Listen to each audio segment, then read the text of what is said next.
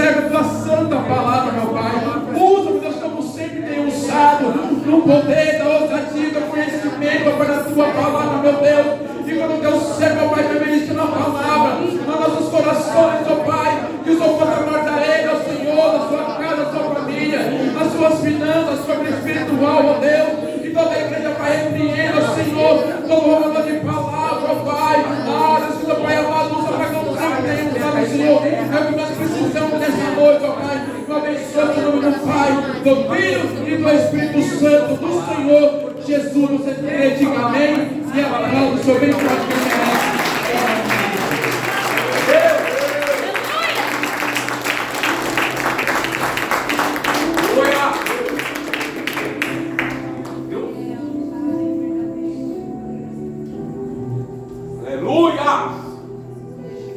A pastora igreja, amém? Amém. Pode tomar o seu assento em nome de Jesus. Glória a Deus.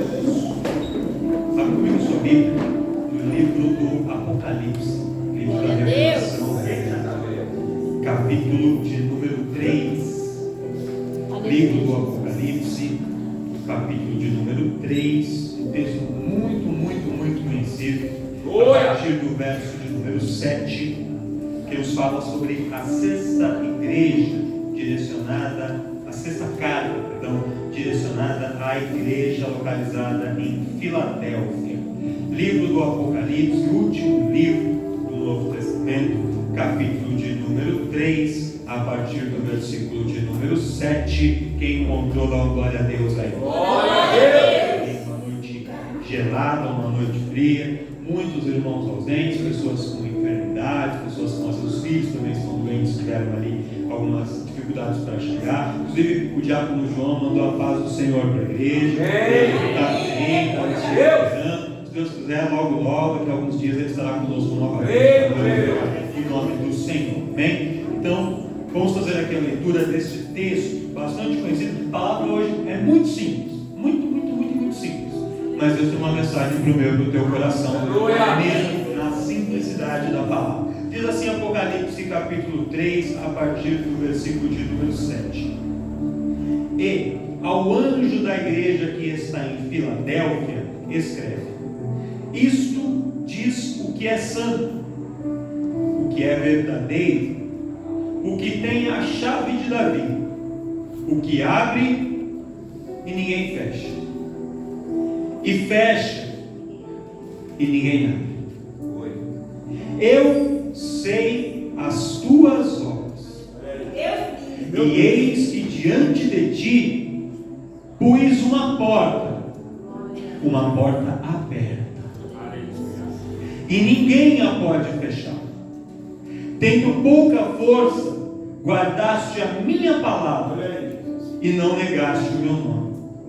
Eis que eu farei aos da sinagoga de Satanás, aos que se dizem judeus e não são, mas mentem, eis que eu farei que venham e adorem prostrados aos teus pés, e saibam que eu te amo. Como guardaste a palavra da minha paciência, também eu te guardarei da hora da tentação que há de vir sobre todo o mundo, para tentar os que habitam na terra. Eis que venho sem demora. Guarda o que tens, para que ninguém tome a tua coroa. A quem vencer, eu farei coluna no templo do meu Deus, e dele nunca sairá. E escreverei sobre ele o nome do meu Deus, e o nome da cidade do meu Deus, a nova Jerusalém, que desce do céu do meu Deus, e também o meu novo nome. Quem tem ouvidos, ouça o que o Espírito diz às igrejas. Você pode ocupar suas mãos, dar uma salva de palmas para o Senhor.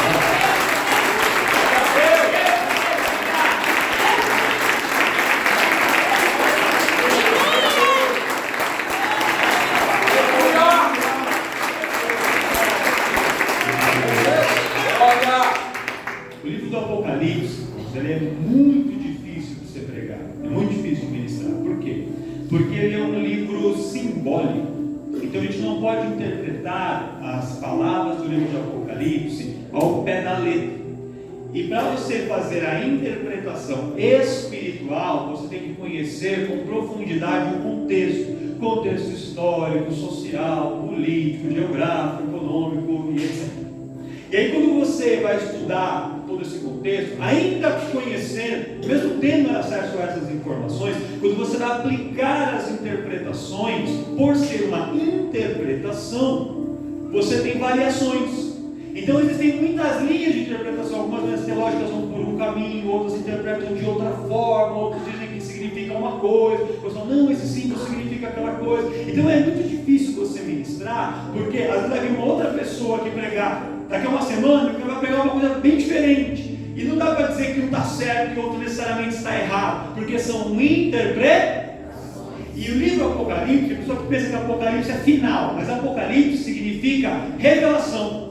O livro do Apocalipse é um livro da revelação. E eu tenho para mim, pastor Inácio, presbítero Eduardo, coisa Jorge, que a gente só vai de fato entender tudo que está no Apocalipse quando a gente chegar lá no céu e o Senhor nos revelar com profundidade o conteúdo desse livro. Então algumas coisas a gente consegue entender, algumas coisas a gente vai aplicar algumas interpretações pela lógica da Bíblia, pela lógica da palavra, mas existe a possibilidade de alguém ter uma interpretação diferente. Eu vou deixar isso muito claro. Mas alguém leu na internet, viu outra pregação, o pastor pregou diferente, mas não necessariamente está certo ou está errado. Mas o Senhor vai nos dar o discernimento daquilo que Ele tem nas nossas vidas. Mas é basicamente unânime dentro da teologia que as cartas, as 7 cartas escritas às igrejas da Ásia Menor, redigidas pelas mãos de João, elas são uma composição narrativa que retrata a vida da igreja, a trajetória da igreja como instituição, como noiva de Cristo ao longo do tempo. Então, as 7 cartas direcionadas à igreja, aí você vai ver uma carta para a cidade de Tiatira, outra para Sardes, outra para Filadélfia, outra para Éfeso, outra para Esmirna. Não necessariamente se aplicam somente a estas igrejas naquela localização. Essas cartas são cartas simbólicas e estas igrejas representam períodos da história. Então é como se você pegasse a história da igreja desde que ela foi criada, dividisse essa história toda em 7 blocos, 7 pedaços, 7 períodos de tempo, e cada uma dessas igrejas representa um desses períodos de tempo. Houve períodos com maior perseguição, houve períodos que a igreja cresceu mais, houve períodos que a igreja ficou mais estagnada, e aí as cartas foram direcionadas para essas igrejas nesses períodos de tempo. Então, quando você olha as cartas, você vai ver ali algumas recomendações que serviam sim para a cidade de Filadélfia, para a cidade de Sardes, para a cidade de Pérgamo, etc. Mas também serve para as igrejas ao longo dessa trajetória, quando enfrentam situações semelhantes. E quando a gente olha especificamente esta carta, direcionada à igreja de Filadélfia, ela é uma carta muito interessante, porque ela tem algumas diferenças com relação às demais. Quando a gente olha as 7 cartas, você vai ver que em quatro dessas cartas, Jesus, o Espírito de Deus, ele analisa a igreja e fala assim: essa igreja tem pontos negativos e pontos positivos. O que está errado tem que consertar, e o que está certo, mantém, segue em frente. 4. Para 2 igrejas, ele diz assim: está certo, está tudo bem, não encontrei nenhum grande problema, não que esteja perfeito, mas não tem nada aqui que seja digno de repreensão. São igrejas aprovadas, continua nesse caminho e se mantém firme, não retrocede. Aleluia. E a igreja de Filadélfia é uma dessas duas. E existe uma carta só em que na análise você não encontra nenhum ponto positivo, só tem ponto negativo. É a última carta da igreja de Laodiceia. Tudo ali são críticas ou repreensões.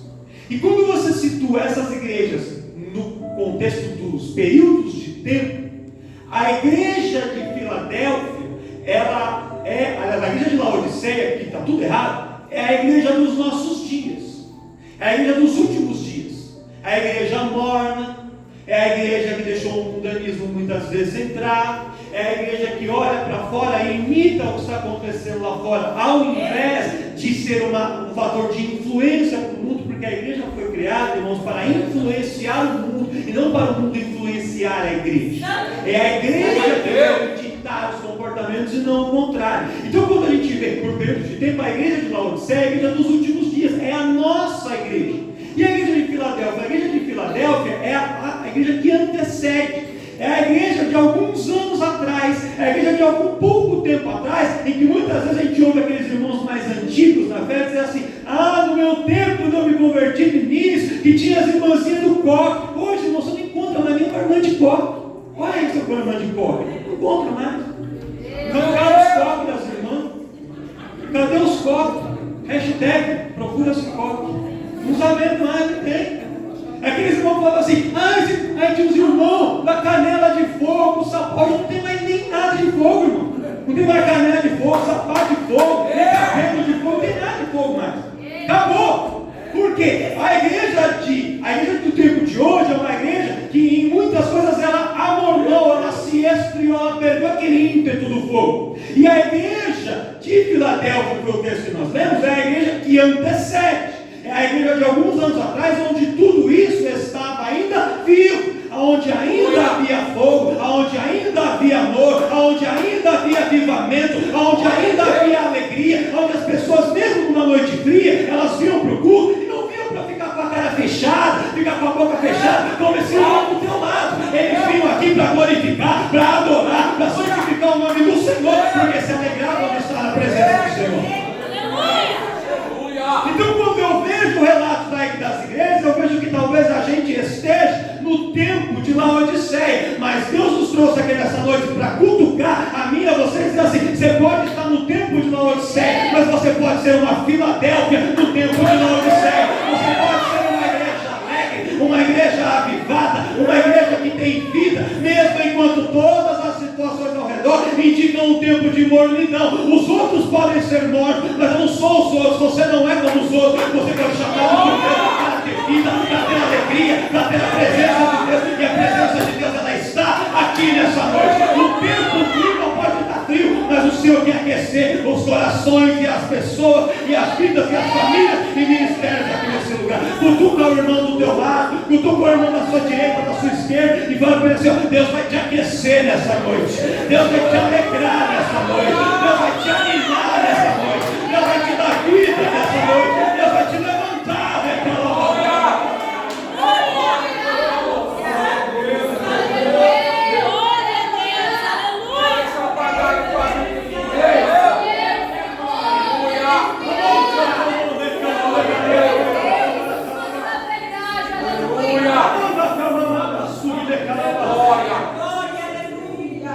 Como que era a cidade de Filadélfia? Para a gente entender, fazer um paralelo. A cidade de Filadélfia, de todas as cidades representadas nas 7 cartas, era a cidade mais jovem.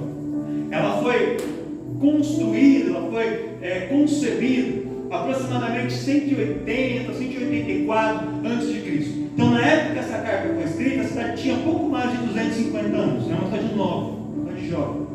E a cidade de Filadélfia, ela foi construída por um rei, até não tenho o nome dele aqui para esquecer, que ele chamava Eumenes.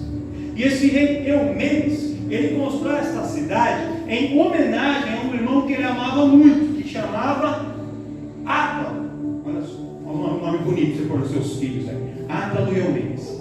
Olha só, esses dois homens, o Eumenes, quando ele era rei, ele amava muito o seu irmão. Eles tinham uma relação de proximidade muito grande, eram irmãos muito próximos, faziam tudo junto, eles iam para a guerra junto, construíam as coisas juntos, e eles tinham um carinho muito grande. Então, quando eles eram rei, o Eumenes era rei de Pérgamo, que é uma cidade que dá nome a outra carta aqui, ele é rei de Pérgamo. Aí o que ele faz? Pérgamo é uma cidade muito rica, uma cidade muito rica, com muitas pessoas, e ele decide construir uma outra cidade fortificada, e uma cidade que fosse como uma antecipação da cidade de Pérgamo. Então algumas pessoas que talvez estivessem achando que Pérgamo estivesse populosa demais, poderiam morar perto da outra cidade, e ficar ali, mas elas estariam próximas, poderia fazer ali uma reserva militar nessa outra cidade, cidade para proteger como um anteparo, protegendo Pérgamo, está fazendo ali salário para viajantes, para poder acolher as pessoas que vão fazer comércio em Pérgamo. Então ele constrói esta cidade como um anteparo a Pérgamo, e ele constrói esta cidade, ele dá a essa cidade o nome de Filadélfia, e Filadélfia significa amor entre irmãos, é o amor de um irmão por outro irmão, isso significa Filadélfia.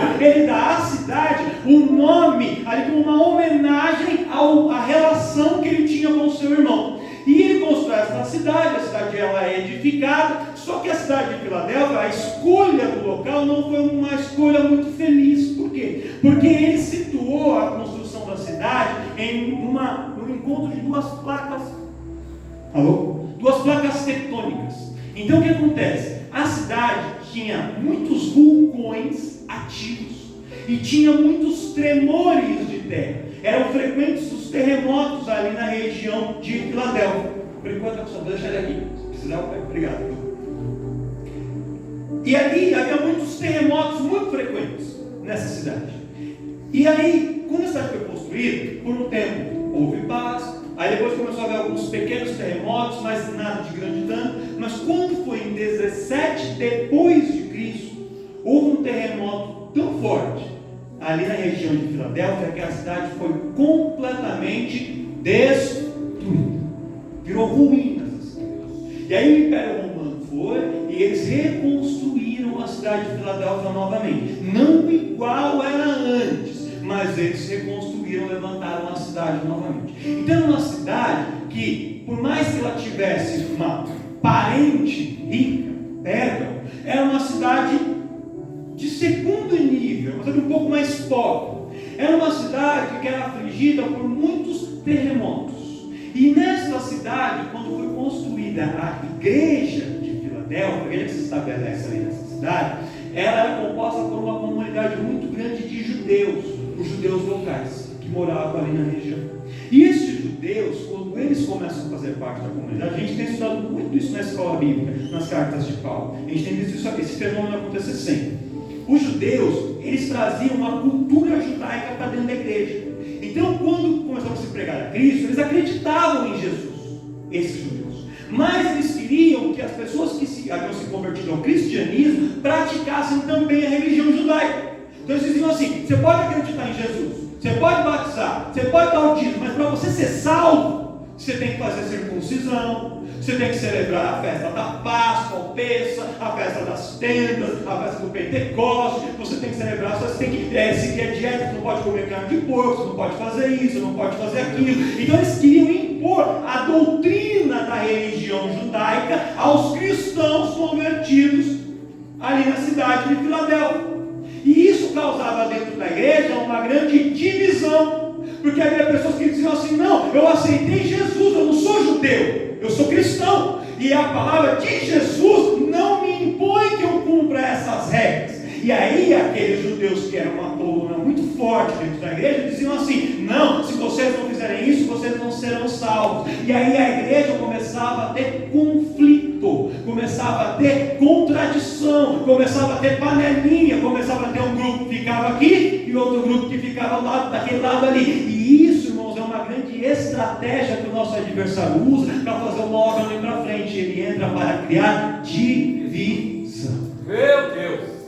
Uma empresa, quando tem divisão, ela não atinge todo o potencial que ela pode ter. Uma família, quando um está remando para um lado, o outro está remando para o outro, quando o marido quer trocar de carro e a mulher quer sair do aluguel, você nem sai do aluguel nem trocar de carro, ficam os dois ali parados, um bicudo com o outro, não anda nada. Uma igreja, quando ela está dividida, quando o departamento não participa do congresso do outro, quando um não ajuda o outro, quando o grupo de louvor compete com o outro, quando o pregador acha que prega mais com o outro, quando a igreja está dividida, ela não prospera. Por isso que o inimigo vem para semear a divisão, mas o nosso Deus trabalha na união, na unidade, na comunhão. O inimigo vem para plantar divisão, Jesus vem para poder tirar a divisão e para dizer assim: eu vou dar a mão para você, e eu e você juntos nós somos mais fortes. O inimigo pode tentar colocar competição, mas nós estamos aqui para competir. Nós somos soldados alistados do mesmo exército. O capitão, o general é Jesus, e nós somos soldados desse exército, e nós lutamos o nosso inimigo. O meu inimigo não é o irmão do meu lado, não é a pessoa sentada na frente da igreja, não é o líder do outro departamento. O meu inimigo chama-se Satanás, e ele está lá do lado de fora, e ele não vai triunfar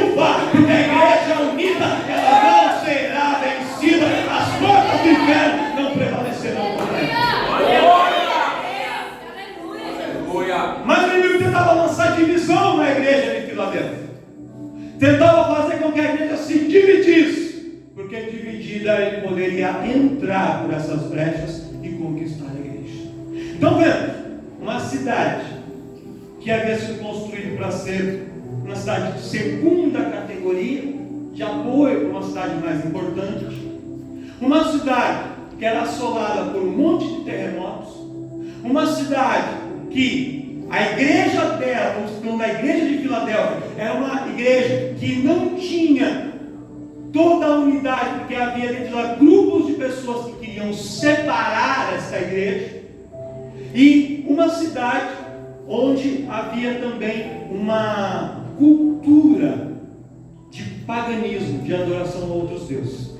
Em Filadélfia havia muitas plantações de uva, eles plantavam muitas uvas, então vendiam tanto a uva fruta in natura, como fabricavam muito vinho também. E por fabricar muito vinho, nasce e se desenvolve dentro da cidade o culto de adoração ao deus Dionísio, ou ao deus Baco, que era o deus do vinho. Então este Deus, ele era o Deus das grandes festas, das grandes orgias, de todo tipo de festa imoral, e todo tipo de lascívia e imoralidade, tudo isso era vinculado ao Deus Baco. Então eles faziam as grandes festas ali, e essa cidade fornecia as bebidas, fornecia o vinho para essas festas. E ali dentro da própria cidade aconteciam também muitas dessas festividades em adoração ao Deus Baco. Então você pode ver, por que eu estou tudo isso? Para você entender que essa igreja, quando você olha para essa igreja, o contexto ao redor dela não era um contexto favorável. Os crentes dessa igreja, eles tinham muitos motivos para dizer assim: ó, Deus não está aceitando isso para a gente não.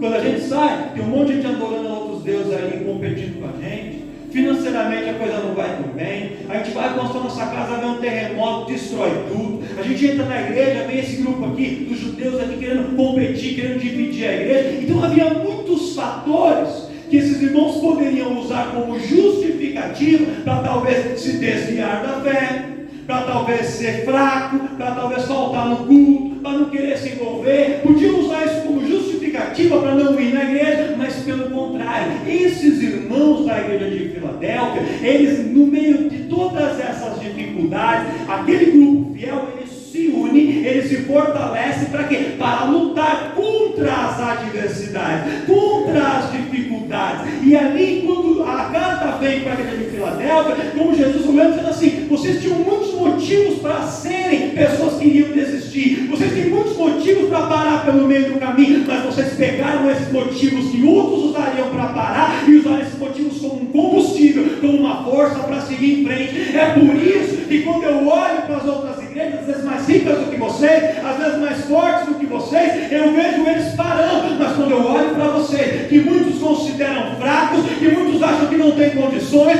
que muitos acham que não são os melhores, mas vocês estão aí, estão de pé, estão firmes, estão caminhando. É por isso que quando eu escrevo uma carta, para os outros eu aponto defeitos, mas para vocês eu tiro meu chapéu e eu aplaudo, porque a igreja de Filadélfia é uma igreja que permanece de pé e que permanece firme. Enquanto eu ministrava, eu preparava esse esforço, Deus dizia assim ao meu coração: olha para a minha igreja, e se você for olhar para a direita, se você for olhar para a esquerda, se você for olhar para as circunstâncias, você vai achar 1 milhão de motivos para parar, 1 milhão de motivos para não vir no culto. Às vezes é o casamento que não vai bem, é a saúde que apresenta um problema, é uma porta que se fechou, é alguém que está perseguindo, é um familiar que não aceita, são amigos que se afastaram, é uma crise no trabalho, é problema na faculdade, diversos problemas acontecem, mas você pode usar isso como uma motivação para parar, ou você pode usar isso como um combustível para pegar ainda mais forte na mão de Jesus e dizer: Senhor, as dificuldades estão aí, os problemas estão aí, e todos esses problemas, se eu for enfrentar sozinho, eu não vou conseguir, mas se eu segurar na mão de Jesus, não vai ter problema,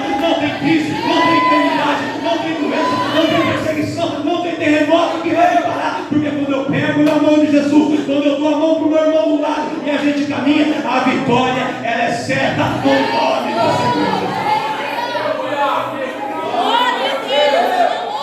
Deus me trouxe aqui nessa noite para falar com uma igreja que olha para si mesma e é honesta. Levante a mão aqui no meio de nós quem acha que é o melhor crente de Santo André. Levanta a mão aqui. Agora levanta a mão aqui no nosso meio. Quem olha para si mesmo no espelho assim e fala: por que Jesus me aceitou? Eu não sei o que ele viu.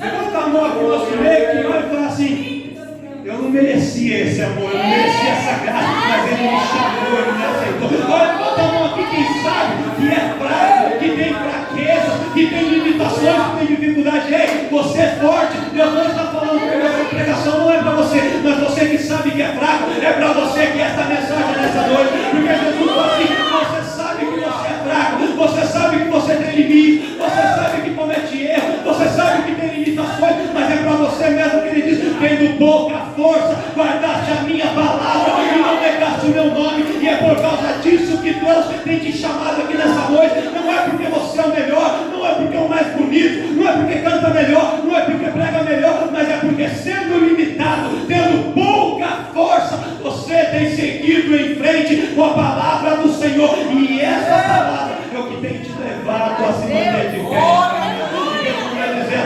Não diga que você não tem força nenhuma. A própria palavra diz: às vezes você pode ter pouca força, mas a sua pouca força será multiplicada pelo Senhor nessa noite. Deus trouxe pessoas aqui que estão com pouca força, e Ele vai te tocar aqui nessa noite. Ele vai tocar sobre a sua vida e vai te levantar, porque aonde havia pouca força, o Senhor vai te entregar força, Ele vai te dar poder, Ele vai te dar autoridade, porque você não foi chamada para parar pelo meio do caminho, mas foi chamado e chamada para permanecer, para continuar e para ser um canal de bênção nas mãos de Deus. Quem recebe essa palavra? Quem recebe?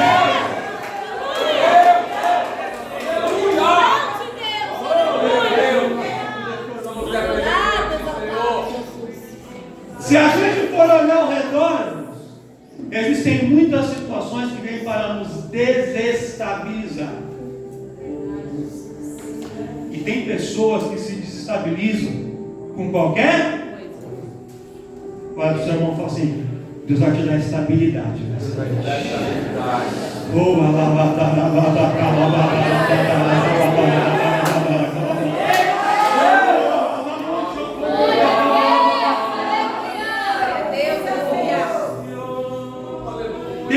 Qualquer coisa desestabiliza ela. Só sente uma dor assim aqui. A gente fala: irmão, está doendo aqui. Mas ela fala: ih, ó, meu vizinho está com uma dor assim. Aí aconteceu com ele, ele morreu. Dá o telefone da Ocel que eu vou assinar um plano numerário para mim já. Eu vou direto a comprar um jazigo já lá, porque se aconteceu com o vizinho, vai acontecer comigo também. Quem conhece gente assim? Deus acaba de abrir a porta para o infeliz, para abençoar. Ele entra no emprego, aí está lá, primeira semana, empolgado. Aí ele fala: essa empresa aqui é assim, viu? Você nem espera, eles vão lá e corta, né? Aquele chefe ali, aquele ali, ó, é um demônio. Ele é terrível. Não. Não vou falar nada para não te desanimar, viu? Mas ó, eu vou começar a entregar currículo já, porque aqui já foi. Você já começa a pesquisar seguro-desemprego no INSS, no Google, para ver, irmãos, notícias virão para tentar te desestabilizar. Os terremotos lá em Filadélfia que vinham para desestabilizar a cidade. Mas sabe o que Jesus fala aqui nessa palavra? Eu vou te colocar como uma coluna firme dentro do templo. Sabe uma coluna? Uma coluna é algo que permanece de pé, e não só permanece de pé, mas ela sustenta o prédio de pé. Deus vai te fazer tão forte em meio às instabilidades da vida, que ao redor vai sacudir, vai balançar, você vai permanecer de pé e vai manter sua família de pé, vai manter o ministério de pé, vai manter a igreja de pé, vai manter a empresa de pé, porque através da sua vida Deus vai fortalecer você e vai te fazer uma coluna para fortalecer quem está ao teu redor. Quem recebeu a unção da estabilidade de Deus?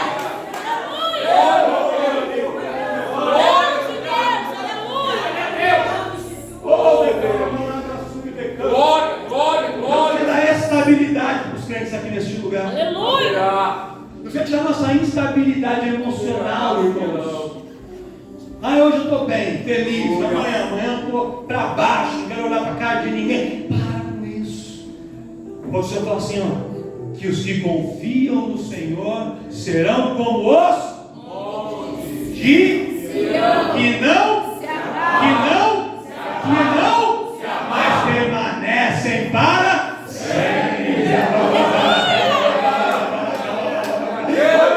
Os montes estão lá, está vendo guerra lá em Israel, o monte permanece no mesmo lugar. As bombas vão explodir ao redor, o monte permanece no mesmo lugar. Assim será na tua vida, as bombas vão continuar explodindo, o terremoto vai vir, vai trocar de prefeito e presidente, a política vai ficar instável, a situação econômica vai ficar instável. Um dia o dólar vai estar lá em cima, outro dia vai estar lá embaixo, as enfermidades vão vir, uma vez em pandemia, depois é a dengue, depois é fora. As situações ao redor vão continuar instáveis, mas Deus vai te fazer estável no meio da instabilidade do lugar. Deus vai te fazer como coluna, Deus vai te levantar como coluna, Deus vai te fazer como coluna. E pode vir o terremoto que vier, você vai permanecer de pé.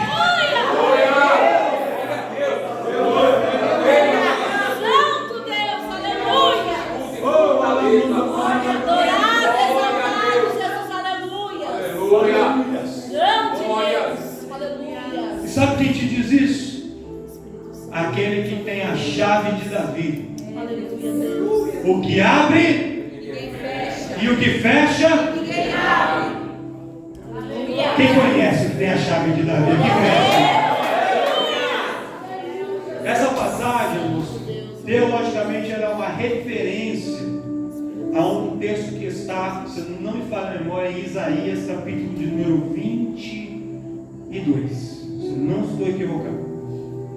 Que nos conta que na época do rei Ezequias, ele tinha um mordomo, um administrador. O camarada chamava Sebna. E esse cara, ele tinha as chaves das dispensas, as chaves das portas do palácio, a chave dos cofres do palácio. Todo mundo fala de recurso, o tesoureiro tem um recurso. Falava lá com o Sebna, ele ia lá, abria as portas do cofre, pegava o dinheiro e entregava. Só que esse Sebna, ele começa a alimentar sonhos de grandiosidade. Então ele começa a falar assim, eu com todo esse dinheiro aqui, se tem muito dinheiro, eu vou pegar, eu quero para mim uma posição de mais honra, eu mereço ser mais honrado. Eu mereço estar numa posição de mais destaque. Quando eu morrer, tem que ter um túmulo em Jerusalém para mim, tão grande, tão assim, grandioso, para que todos saibam quem foi Sebna e o que ele escreveu no nome da história. Só que ele era apenas o cara que estava com a chave na mão, ele era apenas o administrador, mas ele começou a querer usar aquilo que estava lá em benefício próprio. Aí o que Deus faz?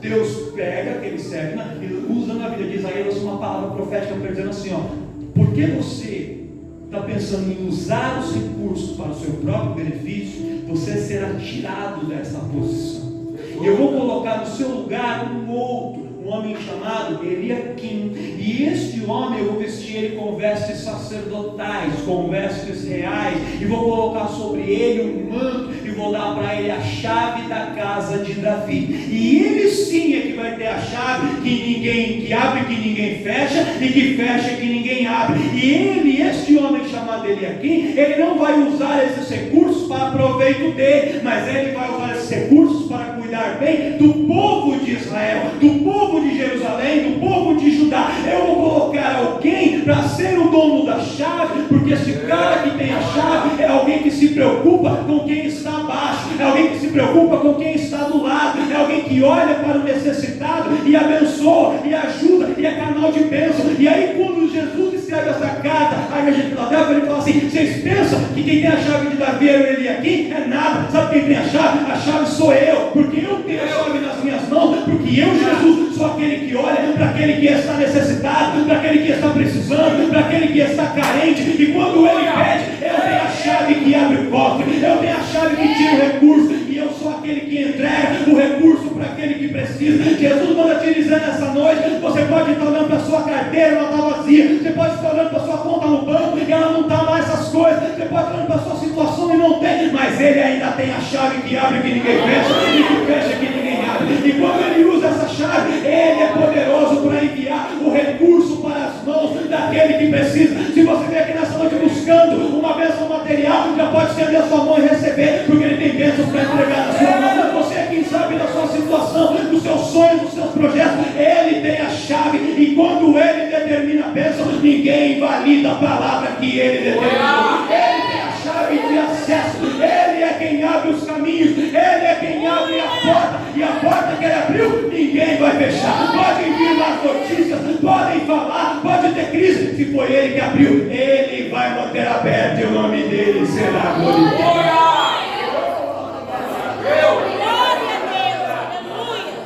Muito bom, o irmão do seu lado está parecendo aquele que você serve, aquele que cuida de você, é quem tem a chave na mão, é quem é o dono da chave, e Ele abre, e Ele fecha, e Ele está no controle.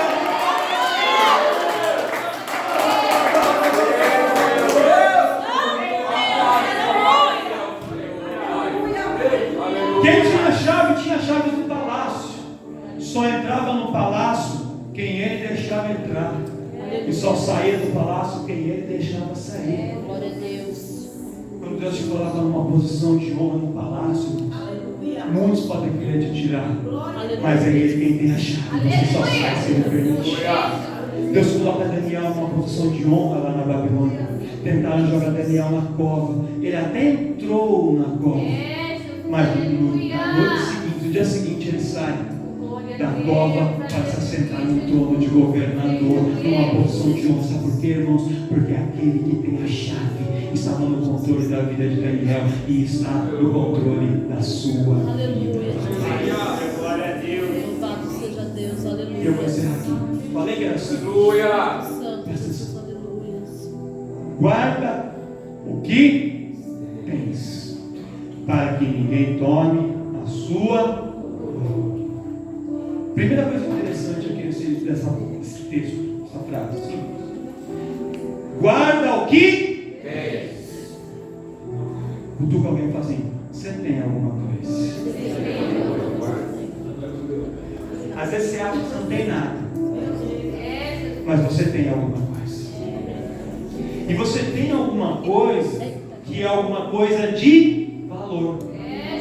E tanto é algo de valor que tem pessoas, forças malignas que querem tomar de você.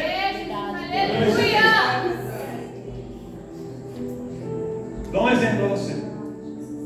Você for no banco, sacou lá, um exemplo daqui perto, é desse nível. Você vai lá, o cartão do Roberto saca 50 mil reais.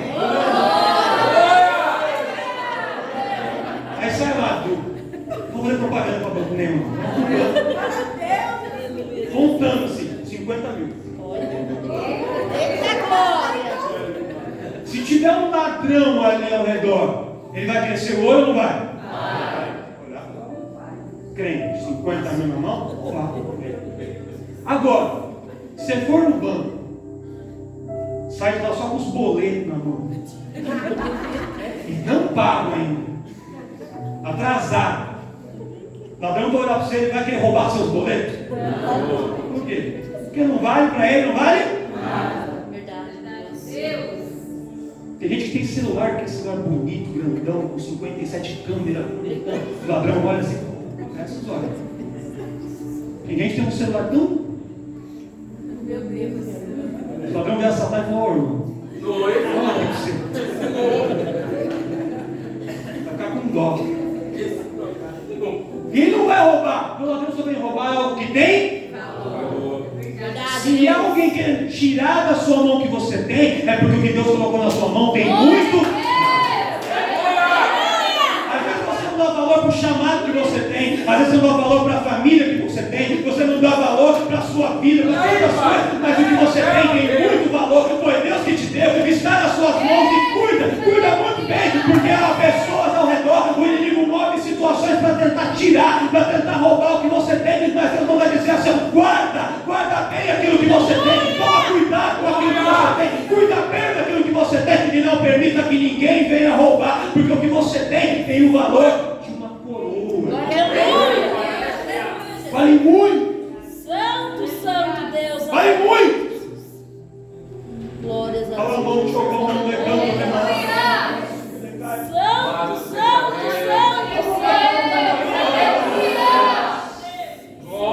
quando a gente lê que Esaú vende a sua primogenitura por um prato de lentilha, aí a gente fala assim: ai, que burro, dá 0 para ele. Imagina vender primogenitura por um prato de lentilha, não vale nada. Mas às vezes, irmãos, o Esaú olhava para aquilo e ele não dava. Isso aí não importa, não me interessa. E às vezes a gente faz a mesma. Se Meu alguém Deus! sobe aqui para tocar um instrumento, é algo que tem muito valor. Aleluia, Deus. Ser uma intercessora da casa do Senhor é algo que tem muito valor. Estar na mesa de som, estar cuidando das crianças, participar de um projeto social, assentar-se no púlpito, estar lá embaixo na porta olhando os carros, recebendo as pessoas que são chamadas, são coisas que têm muito valor. Ser alguém que um dia recebeu o convite do Senhor, aceitou Jesus, desceu as águas, é batizado, tem muito valor. Ser alguém que chega e participa da mesa da ceia, tem muito valor. E o inimigo quer tomar, ele quer roubar, ele quer arrancar isso de você. Mas Deus te fala essa noite: toma cuidado, instabilidades vão vir, perseguições vão vir, de dentro da igreja, de fora da igreja, de crente, de não crente, perseguições vão vir, situações de instabilidade vão vir. Aí as pessoas vão olhar para você, vão dizer que você não tem força, vão dizer que você é qualquer um, mas guarda aquilo que você tem, porque você sabe aonde Deus te tirou, você sabe quem você é e onde Ele te colocou, e reconheça que o que Ele te deu tem